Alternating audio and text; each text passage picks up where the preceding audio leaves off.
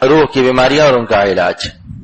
زندگی کا ویزا ناقابل توسیع ہے اور دنیا کی لذت فانیہ کی حقیقت۔ از شیخ العرب والعجم عارف باللہ مجدد زمانہ حضرت اقدس مولانا شاہ کی محمد اختر صاحب دامت برکاتہم۔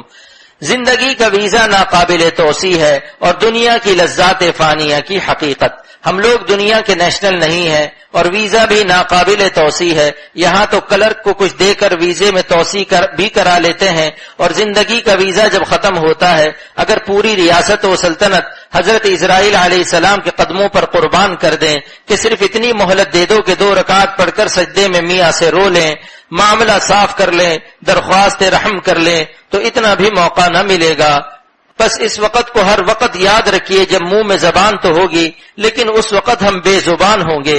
بیوی اپنے رخسار کو مردہ شوہر کے لبوں سے مس کرتی ہے لیکن یہ لب اب ادراک لذت سے قاصر ہیں، آنکھیں کھلی ہوئی ہیں لیکن اب سینما اور ٹیلی ویژن اور غیر محرموں کو دیکھنے سے عاجز ہیں۔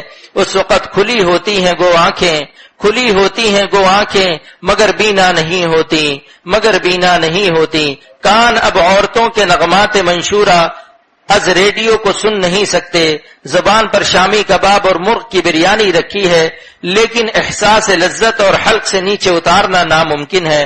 پس تمام لذات فانیہ کی جب حقیقت یہی ہے کہ اچانک ہم ان سے الگ ہو جاویں گے تو زندگی کا ویزا ختم ہونے سے پہلے اسی حیات عارضی کے چراغ سے حیات اخروی کا چراغ روشن کر لینا چاہیے، ورنہ حیات دنیا کا چراغ گل ہونے کے بعد کس نعمت کو اپنی جان کا تکیہ اور سہارا بناؤ گے؟ اور اگر تعلق مع اللہ کی دولت اپنی جان میں سے نیم جان دے کر حاصل کر لو گے تو پھر اس جان میں 100 جان محسوس کرو گے، تو پھر اس جان میں 100 جان محسوس کرو گے۔ نیم جان دینے کا مطلب یہ ہے کہ گناہوں سے بچنے میں جو کلفت پیش آوے اس کو برداشت کر لو۔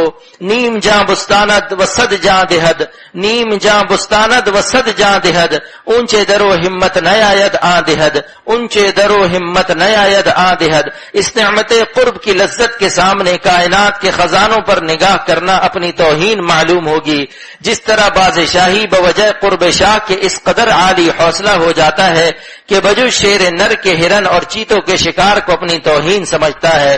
بادشاہ کی نظر اس کی نگاہ میں غیرت و ہمت کا معیار اس قدر بلند کر دیتی ہے کہ یہ جانوروں کے بادشاہ یعنی شیر نر پر حملہ کرتا ہے۔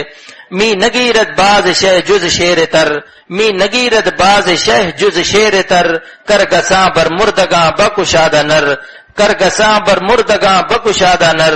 اس طرح جب مومن کی روح مجاہدات اور ریاضات کے ذریعے اور کسی مصاحب حق کی صحبت، کسی مصاحب حق کی صحبت کے فیض سے مصاحب سلطان حقیقی ہو جاتی ہے تو بزبان حال پکار اٹھتی ہے، رخ زری من منگر کے پائے آہنی دارم، رخ زری من منگر کے پائے آہنی دارم، چے میدانی کے در باطن چے شاہم نشیں دارم۔